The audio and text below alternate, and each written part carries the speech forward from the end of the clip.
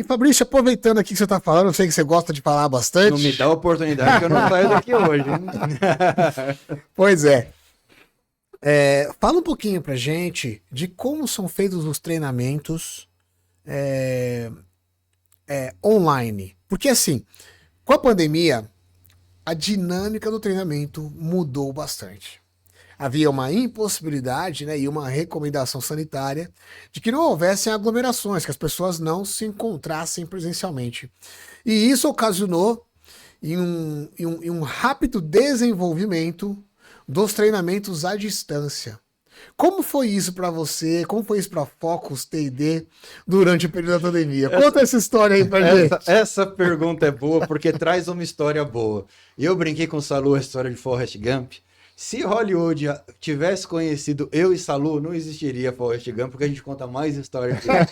Brincadeira, se deixar nós dois aqui, olha, a gente não sai daqui hoje, né? Vamos ficar 5, 6 horas. O moço aqui do podcast ficou até vermelho agora. Ele falou: tem um na sequência aqui, os homens não vão embora, gente. E olha que hoje eu tô até comportado, hein? Não, Salu, você tá comportadinho, mas fica Salu, você tranquilo. tá indo muito bem. Você tá indo Muito obrigado. Mas é interessante porque a Focus ela tem um caso muito peculiar com a pandemia. Quando surgiu essa história da pandemia foi em março. E um dos grandes mercados que nós atuamos é a indústria farmacêutica. E quem é da indústria farmacêutica que estiver nos assistindo vai saber que as grandes convenções acontecem em janeiro, fevereiro, março e abril. E talvez 60% a 70% acontecem em março e abril. Então o que houve? Quando fechou tudo, né, vieram todas aquelas notícias, nós praticamente quebramos, porque o nosso core principal era treinamento presencial. E nós tínhamos aí centenas de milhares de reais contratados para aplicar nas convenções. E naquele momento a gente estava num momento de crescimento muito grande da empresa, né? Porém, foi muito interessante, porque semelhante ao ciclo do luto, eu lembro muito bem nessa época, o Salu ainda não estava conosco, era eu e o Walter, a gente ficava olhando um para a cara do outro e falava assim, o que a gente vai fazer agora? Qual que é o próximo passo? Porque a gente só recebia e-mail assim, a convenção foi cancelada, o contrato está suspenso, a convenção foi cancelada, o contrato foi suspenso. Falei, e agora? E a gente estava investindo em coisas novas, numa série de coisas, estava num momento muito forte da empresa, e aí precisamos nos reinventar. E estava falando do ciclo do luto, chegou a hora que a gente precisou seguir adiante.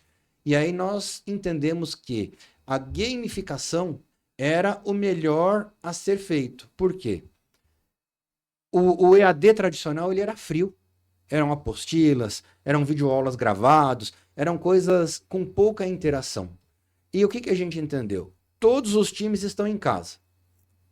E se está em casa, você não consegue interagir com os seus clientes o tempo todo. O que as empresas vão fazer? Vão aproveitar esse momento para treinar. Então, rapidamente nós fomos nos especializar em gamificação. Então foram horas e horas de estudo, praticamente 12 a 14 horas por dia estudando sobre gamificação, estudando sobre inteligência emocional, primeiro para a gente não pirar e segundo para ajudar a galera a não pirar, e depois sobre como trabalhar em home office. E esses 3 pilares sustentaram a Focus durante o período inicial da pandemia. Mas a gamificação, ela trouxe uma nova empresa para dentro da Focus. Hoje, quando a gente fala do conceito blended, né, nós temos 4 empresas quando nós só tínhamos uma. Então, de toda a tragédia que foi a pandemia, de tudo aquilo que foi muito, muito difícil que nós passamos, nós conseguimos achar uma oportunidade, que era o treinamento à distância de uma forma vivencial.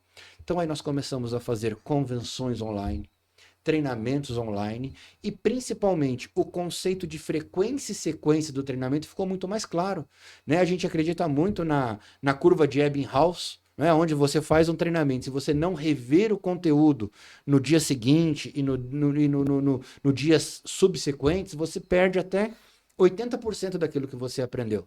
Então dentro desse conceito nós trouxemos a nossa plataforma gamificada, trouxemos a gamificação, que falamos um pouquinho hoje, um pouquinho antes, né?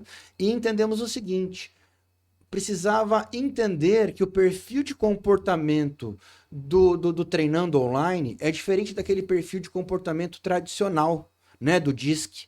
Então você tem pessoas que são mais exploradores, você tem pessoas que são mais que interagem mais, você tem pessoas que são mais que gostam da competição, e você tem pessoas que gostam daquela sequência. São 4 perfis diferentes. Então a gente começou a adequar os nossos treinamentos, principalmente para essa turma que estava em casa e precisava treinar, pensando nesses 4 modelos. Então o que a gente faz? A gente dá uma visibilidade do treinamento por inteiro. Ele sabe todos os conteúdos que ele vai treinar, ele sabe quando abre um módulo, quando encerra um módulo, ele sabe exatamente quanto tempo ele vai precisar treinar em cada módulo, porque os vídeos ficam ali em quanto tempo ele vai sentir, vai levar para assistir um vídeo.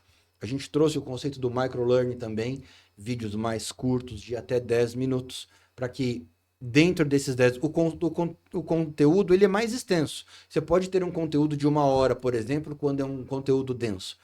Porém, dividido em 6 vídeos de 10 minutos, não é algo tão preciso. Às vezes o conteúdo tem 12, às vezes tem 8, às vezes tem 13, mas não se estende muito além disso. Para quê? Ele sabe quanto tempo vai levar e aí tem uma interação. E essa interação a gente traz, às vezes, um texto para que enriqueça o conteúdo. Outras vezes a gente traz uma pergunta dissertativa, mas não tem uma pergunta dissertativa que vai ser corrigida, e sim sobre qual foi o aprendizado que ele trouxe daquele conteúdo, qual o objetivo da pergunta dissertativa.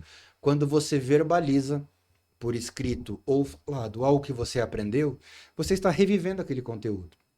Você está repassando por aquilo que aprendeu, e a gente entra no conceito do Ebbinghaus, de você rever o conteúdo de uma forma diferente. E aí os quizzes. Os quizzes, a gente tem mais de 20 games diferentes. A gente tem um game muito legal, por exemplo, que é o Show do Milhão. O Show do Milhão do finado Silvio Santos, que ele é eliminatório. E é muito bacana, porque ele pergunta lá, você está certo disso? Posso perguntar? E se você fala sim... Ele é nostálgico. É também, nostálgico, né? É muito bacana. Tem até a musiquinha do Show do Milhão lá. Ó, E é muito bacana, porque se a pessoa erra, ela perde. Porém, muitas vezes a gente dá a oportunidade de ela responder de novo. Por quê? A gente quer a vivência do aprendizado. sim. Só que quem acerta tudo de primeiro faz mais pontos. Opa. A competição continua lá. Quem erra vai fazer um pouquinho menos de ponto na outra. Tem meritocracia, então. Tem meritocracia. E o legal da gamificação é isso. É você trabalhar a meritocracia e a competição saudável. A gente tem um ponto bem legal, que é o desafio. Então, se nós 3 aqui estamos fazendo uma competição dentro do treinamento da plataforma gamificada, eu posso, por exemplo, desafiar em um módulo você e no outro módulo o Salu. E se eu fizer mais pontos que vocês, eu ganho pontos extras. E esses pontos extras vão me ajudar a se destacar na competição. Esses pontos, a gente não coloca pontos que podem fazer a diferença para definir entre o primeiro e o segundo. Mas num critério de desempate, ele vai fazer a diferença. E qual que é o objetivo disso? Um mostrar que é o melhor que o outro? Não, mas a interação. Você Sim. mostrar ali, olha, eu estou praticando, eu estou treinando, eu consigo fazer bem feito. E no momento que você é desafiado, você fala, opa, não vou, eu sou muito competitivo. Se eu tivesse um treinamento desse, fosse desafiado, eu falei, vou perder pro Walter, não. Eu vou estudar esse negócio direito e fazer bem feito. Mas e se a cultura da empresa for um pouco diferente? Se ela não for uma empresa que valoriza tanto a competição, mas ela quer algo mais, mais participativo, que não tenha tanto esse critério de avaliação, que a pessoa tenha uma experiência um pouco mais imersiva nos conteúdos mesmo, sem esses elementos tão fortes da gamificação. É possível também? É possível, porque nós temos hoje 2 plataformas. Nós temos essa plataforma de gamificação, que eu particularmente gosto mais, já disse que sou competitivo, né? Então, ela traz esses conceitos. Mas se você quiser fazer um treinamento mais clássico, nós temos uma plataforma de universidade corporativa, onde nós podemos, por exemplo, colocar somente os conteúdos, sem quiz, se não fizer sentido. Ou colocando um quiz no final para ter uma validação de conhecimento, mas sem pontuação. Cada um responde a sua trilha, cada um responde... Quando eu digo trilha, é uma trilha de conhecimento, onde a gente coloca vários conteúdos juntos, divididos em módulos. Isso é bem legal. Então, a gente pode fazer na plataforma corporativa e nos dois casos tem um ponto muito bacana também. A gente consegue fornecer um certificado de conclusão. Então, para aquela galera que está estudando, ele vai contar como horas complementares na faculdade, mais um motivo de motivação extrínseca para o pessoal responder. Ou então, somente para que a gente consiga mostrar para a companhia qual foi o aproveitamento, qual foi a conclusão. E nos dois casos a gente consegue colocar a aplicação prática. No final do treinamento, a pessoa fazer um upload daquilo que foi treinado, daquilo que foi aprendido e como ela utilizou na prática.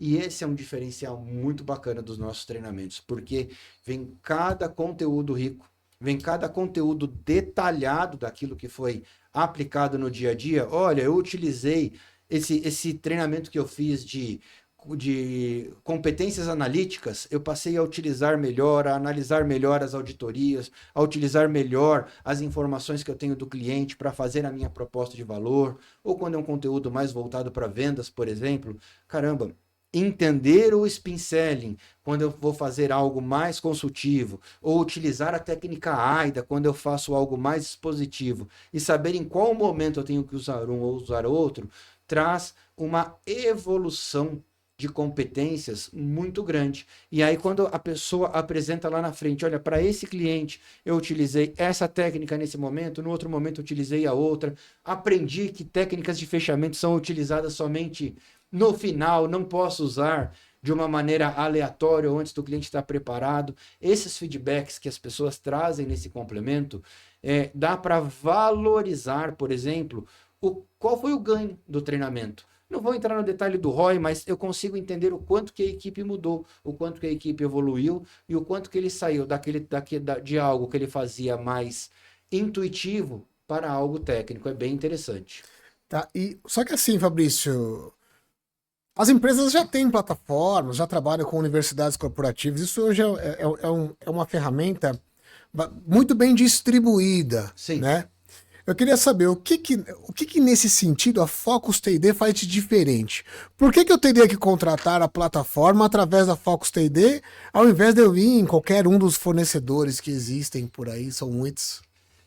Primeiro, por esse desafio que nós passamos na pandemia. Quando nós tivemos a pandemia e decidimos ir para a gamificação, nós fomos estudar todas as plataformas. E a plataforma que nós optamos por trabalhar, nós entendemos que é a plataforma que traz mais diferenciais para que a gente consiga acompanhar o treinamento. Qual que é o desafio de um treinamento online? Engajamento. Por quê? A pessoa hoje ela tem muitas demandas e a semana continua com 5 dias. Então, nesse sentido, nós fomos buscar uma plataforma que, além de aumentar até 4 vezes o engajamento do time, nós fomos trabalhar também as informações que tanto o gerente de treinamento quanto o gerente de vendas conseguem obter. Por exemplo, hoje você estava de manhã preparando um relatório para apresentar numa reunião que você vai ter amanhã cedo, com todos esses detalhes. Quantas pessoas entraram, quem entrou mais, quem entrou menos, quem engajou, quem ficou mais tempo na plataforma, quem foi mais assertivo, quem tirou mais pontos, quem deu aquela esticada no vídeo e acabou não assistindo. Todas essas informações ajudam o gerente de treinamento a ter informações e trabalhar também a parte mais disciplinar de um time. Porém, muitas empresas que têm essas plataformas, por exemplo, uma das indústrias que nós fornecemos a plataforma, ela tem a plataforma oficial dela. E é uma plataforma que é além da Latam, é utilizada no mundo todo. Porém, todas as vezes que ela precisa fazer um treinamento, ela contrata a nossa plataforma de forma pontual. Para quê? Porque a plataforma que eles têm não consegue entregar todos esses pontos que eu falei. Então, nada impede que você tenha a sua plataforma e, por exemplo, a gente faça uma API simples, que é colocar o link da nossa plataforma dentro da sua plataforma, ele clica, coloca seu login e senha, e em algumas plataformas, e obviamente isso envolve custos também, a gente fazer a API direta, onde vai ter um botão da nossa plataforma, ele clica dentro da plataforma escolhida, encaminha para a nossa, e ele já está inclusive logado, não precisa digitar login e senha, que esse é o desafio, engajar. Então a pessoa fala, caramba, vou ter que ter 2 plataformas. Às vezes é legal. Você tem a sua plataforma onde você faz os treinamentos mais frios, que é da Universidade Corporativa, que nós temos uma também. E você quer fazer algo mais engajador? Por exemplo, nós acompanhamos agora, durante 4 meses, uma indústria que ela é líder no seu segmento, que ela estava lançando um medicamento que é a maior aposta dela dos últimos anos. Mais de 250 pessoas treinaram durante esse período na nossa plataforma e acessando diretamente. Ou seja, eles têm uma plataforma de utilização mundial que eles utilizam, todos os conteúdos estão lá, mas quando precisa fazer um lançamento, quando precisa fazer algo que precisa desse engajamento, eles nos contratam. E o bacana, Walter, é que nós não somos um fornecedor de plataforma. Nós temos uma parceria com um desenvolvedor de uma plataforma na qual nós representamos eles. E o diferencial qual que é? É o nosso gerenciamento. Eu cuido de tudo aquilo que é difícil de fazer. Por exemplo, você recebe do marketing um conteúdo maravilhoso, só que um vídeo que ele tem 5 gigas. Eu consigo colocar isso na minha plataforma? Eu consigo.